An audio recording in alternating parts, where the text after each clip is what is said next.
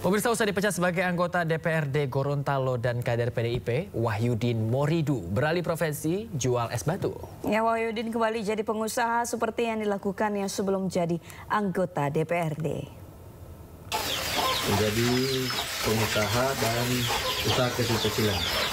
Teman-teman semua yang butuh es batu, apa kabarnya? Inilah aktivitas Wahyudin Moridu, mantan anggota DPRD Provinsi Gorontalo, usai dipecat dari kader PDIP Gorontalo. Wahyudin mengaku kembali menjadi pengusaha seperti yang dilakukannya sebelum menjadi anggota DPRD Provinsi Gorontalo. Wahyudin mengunggah aktivitasnya saat sedang membuat es batu di akun media sosialnya. Meski demikian, unggahan itu mengundang beragam reaksi warganet. Sebagian warganet memberikan semangat kepada anak mantan Bupati Boalemo itu, sebagian lain menyebut aktivitas Wahyudin dinilai hanya sandiwara. Sebelumnya Wahyudin mengaku pasrah usai dipecat tidak hormat dari PDIP. Ia juga telah meminta maaf kepada seluruh masyarakat atas kegaduhan yang ditimbulkan. Jadi teman-teman semua, pasca tadi diumumkan oleh DPD PDI Perjuangan Provinsi Gorontalo, saya alhamdulillah hari ini sudah diberhentikan dan sudah dicabut KTA-nya oleh DPD Provinsi Gorontalo dan menjalani aktivitas sebagaimana biasa seperti tahun 2019 lalu, menjadi pengusaha dan usaha kecil-kecilan. Sebelumnya PDIP Gorontalo resmi mengumumkan pemecatan Wahyudin sebagai kader PDIP pertanggal 20 September 2025. Kita hari ini menuju Makassar menggunakan uang negara. Kita rampok aja uang negara ini kan. Kita habiskan aja. Langkah tegas ini dilakukan usai viralnya video Wahyudin berniat merampok uang negara. Diduga Wahyudin dalam kondisi mabuk saat menyetir mobil bersama wanita yang diduga selingkuhannya. Perilaku Wahyudin dianggap partai dan badan kehormatan DPRD sebuah pelanggaran berat. Dari Gorontalo, Nur Faizil Hasan, iNews melaporkan.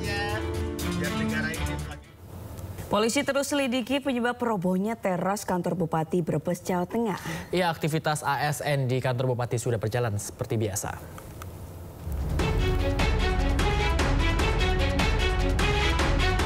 Pasca ambruknya teras gedung kantor Bupati Brebes, Jawa Tengah, aktivitas perkantoran terutama para ASN yang bertugas di gedung utama Senin pagi berjalan normal karena bangunan utama yang terdiri dari 4 lantai dan 1 basement masih aman.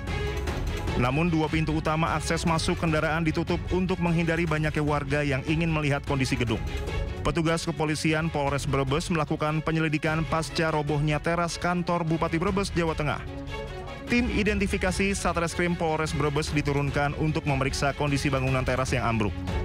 Polisi akan mendalami adanya unsur kelalaian dari kontraktor yang melakukan perbaikan atap, karena sebelum diperbaiki, kondisi teras berdiri kokoh. Tentunya tindakan dilakukan oleh kita untuk memberikan polis lain itu yang pertama adalah perimeter. Memberikan perimeter dan juga menjaga jarak aman supaya tidak terjadi susulan lagi.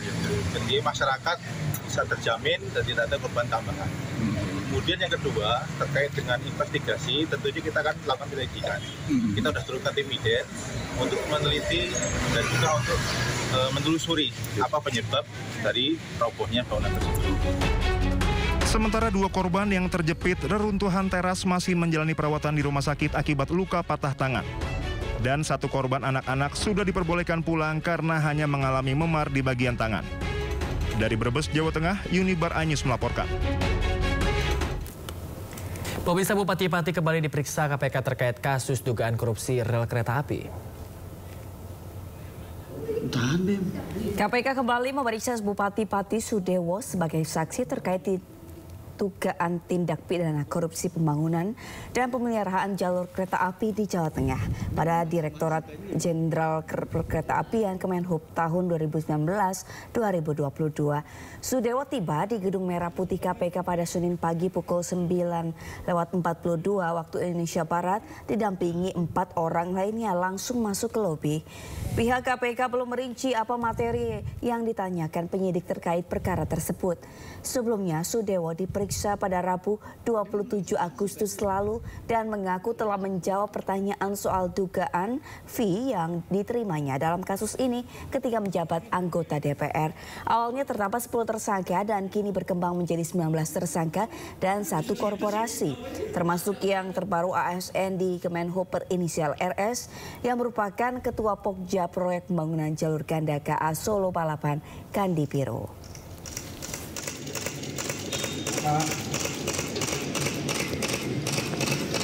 Monyet, tahan Bem. Pemirsa, warga Pati berkali-kali berunjuk rasa menuntut Bupati Sudewo mundur dari jabatannya. Ya, bahkan warga juga menggeruduk KPK meminta Sudewo ditetapkan sebagai tersangka korupsi.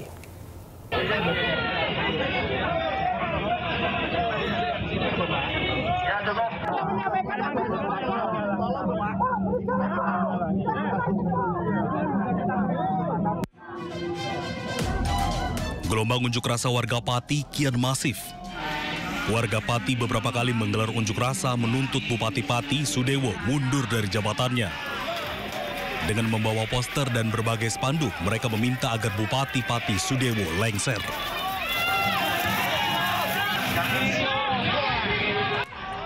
Warga juga meminta Pansus Hak Angket DPRD Pati bekerja secara transparan.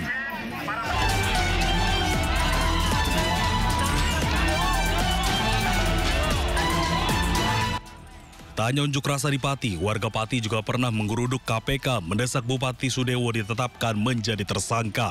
Warga mendesak Sudewo ditetapkan tersangka atas kasus dugaan korupsi pembangunan jalur kereta api. Ini di gedung KPK Merah Putih, ini adalah salah satu bentuk dukungan masyarakat, harapan masyarakat terhadap upaya-upaya pemberantasan korupsi oleh KPK. Kami perlu sampaikan juga bahwa dalam pemberantasan korupsi, KPK tidak hanya melalui upaya-upaya penindakan, upaya-upaya penanganan perkara, tapi juga KPK terus melakukan pendampingan dan pengawasan khususnya kepada pemerintah daerah, tentunya termasuk kepada pemerintah Pati, dalam upaya-upaya pencegahan, perbaikan tata kelola dan sistem, supaya kita bisa memitigasi dan mencegah agar tindak pidana korupsi itu tidak kembali terjadi. Dalam kasus ini, meski Sudewo sudah mengembalikan uang senilai 3 miliar rupiah ke negara, KPK menyebut pengembalian dana tidak otomatis menghapus pidana yang telah dilakukan.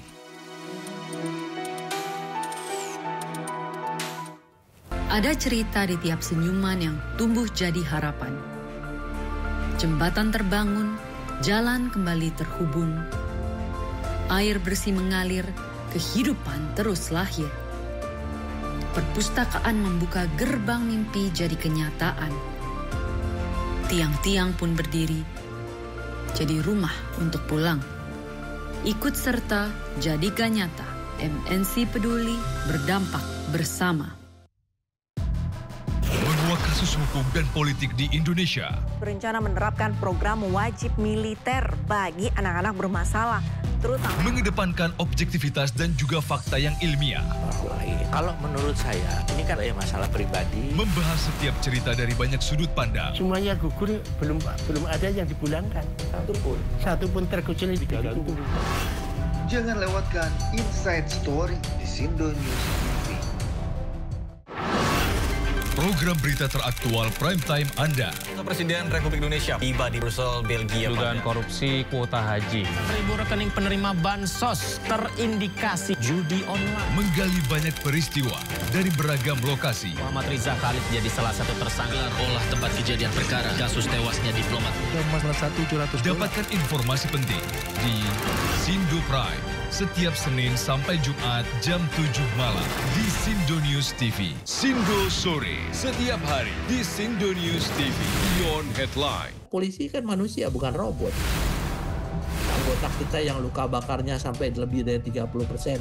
Ada anggota kita yang kepalanya bocor, robek semuanya. Saya nggak lihat itu dari pemerhati HAM ke sana. Kami ingin mendapatkan nanti informasi terkait polanya seperti apa. Data aduan dugaan pelanggaran HAM ke Komnas HAM, itu pihak yang paling banyak diadukan ke Komnas HAM kan memang kepolisian. Inside Story, Selasa, pukul 8:30 malam di Sindo News TV.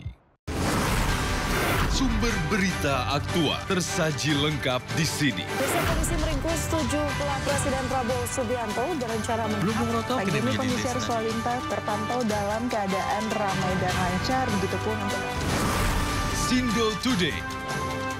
Narkoba Polresta Sidoarjo hujan deras disertai angin kencang. Pemerintah mengalokasikan anggaran sebesar 71 triliun. Mobil rombongan wartawan mengalami kecelakaan di Pulau Pemalang, Batang. Sindosia. Korban meninggal dunia dalam timnas Indonesia masih berpeluang lolos ke Piala Dunia. 2 orang terluka dalam serangan udara Israel. Ibu kota Nusantara IKN merupakan langkah strategis. Sindo Sore. Kobaran api besar meluluh banjir setinggi 75 cm mulai masuk. HT berjabat tangan dan berbincang akrab dengan Trump, Presiden ke-45 Amerika Serikat. Sindo Malam. Sindo News TV, Beyond Headline.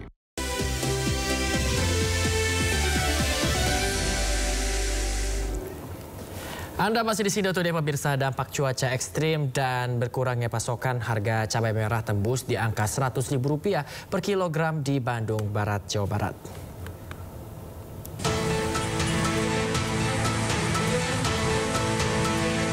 Sudah 1 pekan terakhir, harga komoditi cabai di pasar tradisional Tagok Padalarang, Kabupaten Bandung Barat mengalami kenaikan signifikan.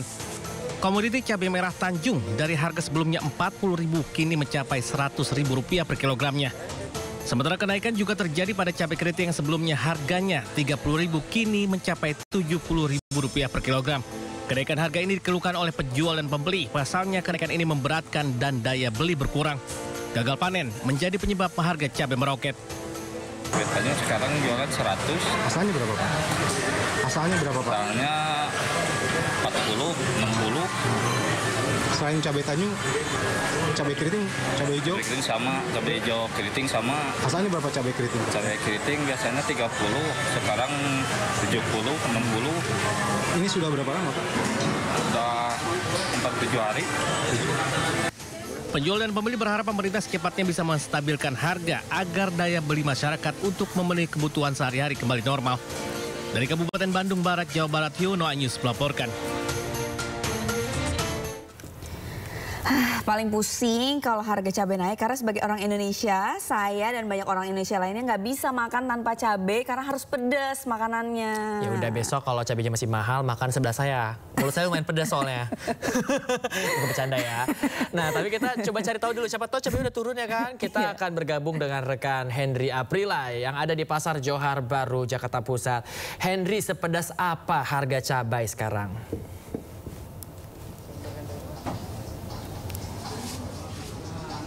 Bayu, kalau dibilang pedas tentunya ini harganya masih terus melonjak ya, tandanya pedas sekali nih. Karena di Pasar Johar Baru Jakarta Pusat kalau kami tanya ini sedikitnya memang sejumlah harga komoditas pangan sedang mengalami peningkatan. Yang kalau kami tanya pun ini selain hanya cabai juga ada ayam yang juga mengalami peningkatan. Dan saat ini kalau kami lihat memang sejumlah cabainya juga ini juga kalau kami tanya tidak mengurangi kualitas meskipun harganya juga cukup melonjak yang kini mencapai Rp80.000 per kilogramnya. Karena kalau memang sebelumnya di Rp70.000 per kilogramnya. Dan kemudian kalau kami tanya pun juga kalau yang lain ini sejumlah komoditas lain pun ini dengan saat ini memang harganya masih stabil dan belum ada peningkatan dari harga komoditas pangan yang juga tadi kami sebutkan. Ini hanya cabai dan juga ayam. Dan kemudian coba kita sedikit berbincang dengan salah satu penjual di Pasar Johar Baru. Kira-kira penyebabnya apa nih untuk peningkatan harga komoditas pangan? Salah satunya adalah cabai. Halo Bapak, sebelumnya selamat pagi. Selamat pagi. Dengan Bapak siapa kalau boleh tahu? Bapak Udin. Bapak Udin. Pak Udin ini kalau boleh tahu peningkatan harga cabai ini sudah terjadi sejak kapan, Pak? Kurang lebih kira-kira 2 minggu yang lalu. 2 minggu yang lalu ini berpengaruh gak sih Pak dengan pemasukan dan juga pembelian dari para pembeli dan juga pemasukan untuk para penjual, Pak? Oh, terutama apalagi yang mengkonsumsi cabai tiap hari kan ibu-ibu biasanya dia mengurangin volume pembeliannya sedikit berapa persen gitu sesuai dengan keadaan keuangannya ya, individu masing-masing. Dan kalau boleh tahu Pak, ini harganya selain naik cabai ada yang lagi naik juga atau enggak, Pak? Kalau secara umum kayaknya standar-standar ya dari kalau di sepanjang tahun ini. Jadi kalau itu harga segitu kayaknya untuk komunitas yang dikonsumsi sehari-hari kayaknya standar-standar aja. Baik Bapak, sebelumnya terima kasih dan selamat melanjutkan aktivitasnya kembali. Bayu dan juga Sabrina, tentunya ini juga peningkatan ini dialami dari sejumlah pasar-pasar tradisional dan juga modern yang tentunya juga mereka mengharapkan selain hanya pembeli dan juga penjual bahwa pemerintah bisa menstabilisasi kembali harga komoditas pangan agar pembeli dapat melakukan pembelian untuk memenuhi sejumlah bahan pokok bisa berjalan dengan normal dan juga bisa mendapatkan harga yang cukup stabil. Bayu dan juga Sabrina.